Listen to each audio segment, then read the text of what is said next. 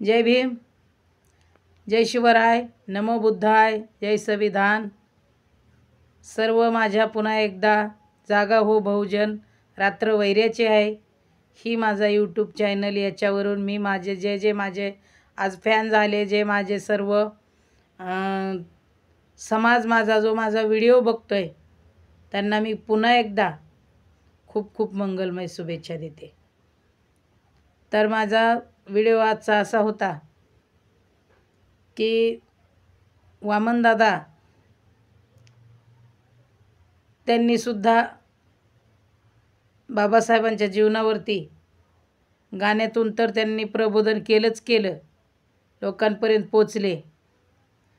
पण त्यांनी सुद्धा एक वाक्य दिलेलं आहे, माणूस माणसाजवळ असतं परंतु आपल्याजवळच आपलं असतं, पण आपण भलतीकडे शोधतो. आणि म्हणून त्यांनी म्हणायचे की तुझं आहे तुझ्यापाशी, पण येड्या तू जागा चुकलाशी. आणि म्हणून काय करतो आपण, परिस्थिती जेव्हा निर्माण होती त्यावेळेस त्यातून बाहेर पडण्याचे मार्ग हे आपल्या आजूबाजूला असतात, आपल्या जवळ असतात, पण आपण भलतीकडे शोधत फिरत असतो. आणि नको नको त्या विचाराने आपलं डोकं भरून जातं आणि नको ते विचार आपल्या मनात येऊन आपण भयभीत होतो. अशा परिस्थितीमध्ये आपण खरोखर स्वतःवरती आणि तथागत भगवान गौतम बुद्धाचं जास्तीत जास्त ते शरण पंचशील विधायकशील आणि सर्व ध्यान केलं पाहिजे. आणि बुद्धांनी सांगितलेल्या अष्टांग मार्गाला आपण जाणून घेतलं पाहिजे. जास्तीत जास्त पाठांतर करून लोक जप करतात कितीतरी वेळा म्हणून, पण आपण भगवान बुद्धांनी आपल्याला दिलेला अष्टांग मार्ग याचं पालन जर केलं तर नक्कीच आपण यातनं बाहेर येऊ शकतो, असं मी अनुभव घेतलेला आहे. आणि म्हणून मी आज या ठिकाणी मी थोडंसं सांगणार आहे की गेले वर्षभर मी खूप आजारी होते. माझ्या मणक्याला गॅप आला होता, हाडं ठिसूळ झालती, मग गॅप होता, 4 नसा दबल्या होत्या गादी सरकल्यामुळं. आणि अशा कंडिशनमध्ये मी झोपून होते, मी बसू शकत नव्हते, मी झोपून जेवायचे. आणि मला बसतासुद्धा येत नव्हतं, मला असं रिक्षात झोपून दवाखान्यात जावं लागायचं. मी जिथं जाईल तिथं मोठे मोठे डॉक्टरांकडे गेले, परंतु मला ऑपरेशनच सांगायचे. आम्ही ट्रॅक्स लावलं, मी सगळं काही केलं, पण काही फरक पडत नव्हता. आणि इतकं तर दुखायचं की जबरदस्त दुखायचं. माझा अनुभव मी थोडक्यात तुम्हाला मी कसं संकटात ध्येय धरायचं आणि आपण त्यातनं बाहेर यायचं यासाठी मी सांगते.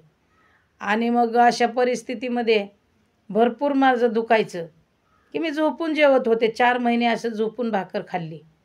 मला आता असं वाटत होतं की आता बस जगणं संपलं आहे, आता सगळं संपलं आहे आणि आता मी काय ह्यातनं बाहेर येत नसते.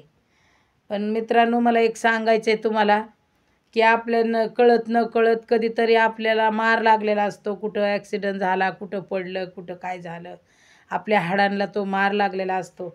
आणि तो ज्यावेळेस अंगामध्ये ज्यावेळेस नवीन रक्त असतं तोपर्यंत त्याचा काय आपल्याला जाणवत नाही, पण जेव्हा आपलं वय होतं त्यावेळेस. आणि तसाच माझा देखील ॲक्सिडेंट झाला होता 25-27 वर्षापूर्वी. आणि मग ते माझं 25 वर्षानंतर ते दुखणं बाहेर पडलं. आणि मग अशा परिस्थितीत मला काही सुधरत नव्हतं.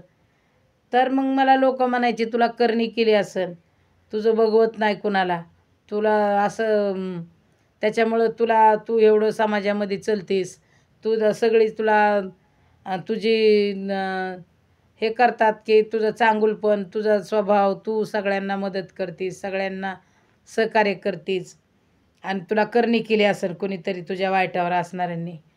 तर मी एकच माझ्या मनामध्ये मग अशा वेळेस माझं देखील थोडंफार मन व्हायचं, परंतु मी माझ्या मनाला म्हणायचे नाही, आत्ता जर तू निश्चित केलास तर तू खऱ्याच्या मार्गावर आहे, नाहीतर मग पुन्हा तू त्याच थोतांडाच्या मागं जाशील आणि अंधकारात बुडशील, मी माझ्या मनाला म्हणायचे. आणि मग मला अशी लोक म्हणायचे त्यावेळेस, त्या लोकांना मी एकच उत्तर द्यायचे की बाबा मृत्यू अटळ आहे. भगवान बुद्ध म्हणलेत ज्याला जन्म आहे त्याला मृत्यू आहे, आणि मला मृत्यू आला तरी चालेल, पण मला काय कुठल्या देवराशाकडे जायचं नाही किंवा मला काय बघायचं नाही असं मी म्हणायचे. आणि मग खरोखरच मला ना माझ्या आयुष्यामध्ये मी मी फक्त एकच माझ्या मनाला मी सांगत होते की आयुष्यात तू जरी सत्कर्मे करायला आणि तू कमी पडले असशील तर त्यामुळं निश्चितच ही माझ्यावरती वेळ आलेली आहे. मी अजूनही परिपूर्ण नाही. मी कुठंतरी माझं थोडंसं चांगलं काम करायला कमी पडले. जे माझ्या हाताने चांगले कर्म घडायला पाहिजे होते, सगळ्यांचं मंगल व्हायला पाहिजे होतं, तर सगळ्यांचं कल्याण माझ्या हाताने व्हावं असं मला वाटायचं. परंतु आणि ह्यात तुम्ही कमी पडले की काय?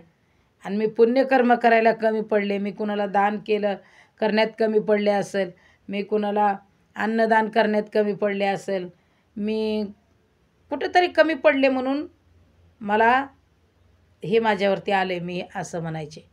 आणि अक्षरशः खरंच ना मी स्वतःला खंबीर करत गेले. मला कुठं गेलं तरी यश येत नव्हतं. इतकं दुखत होतं की भावांनो मला असं वाटायचं माझं आयुष्य संपलं आहे आता. मी वर्ष 6 महिन्याची सोबती नाही. पाय गेले म्हणजे मी काय चालू शकते का? कंबर गेली म्हणजे आता माझं काय उरलं आहे का? हे माझ्या मनात विचार येत होते. नको नको ते विचार येऊन माझं मन इतकं घर करत होतं.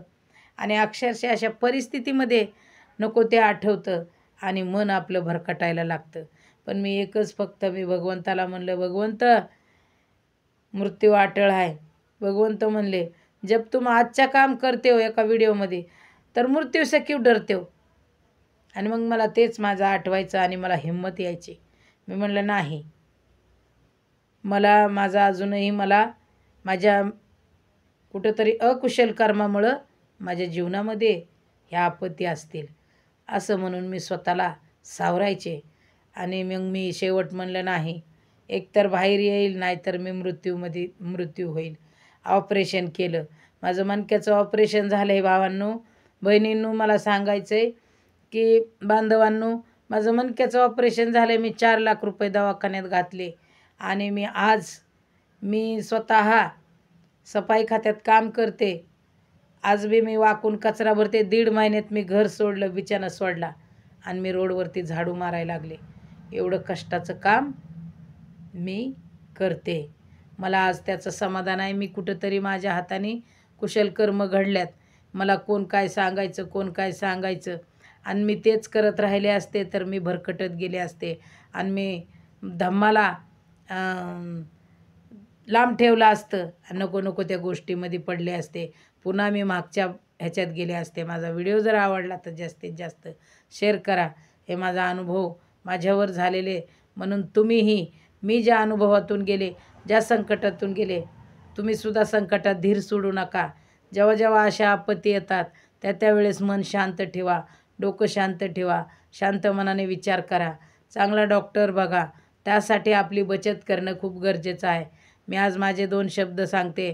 तुम्हीही अशी जर परिस्थिती कोणावर येऊ नाही ही माझी सर्वांना शुभेच्छा आहे आणि आशीर्वाद आहेत माझे. परंतु जर का असं आलंच तर धीर सोडू नका. मनाला सावर घाला, मनाला आवरा, भगवंताचं ध्यान करा आणि चिंतन करण्याने सगळं काही दूर होतं आहे. इथंच थांबते मी. जय भीम, नमो बुद्धाय.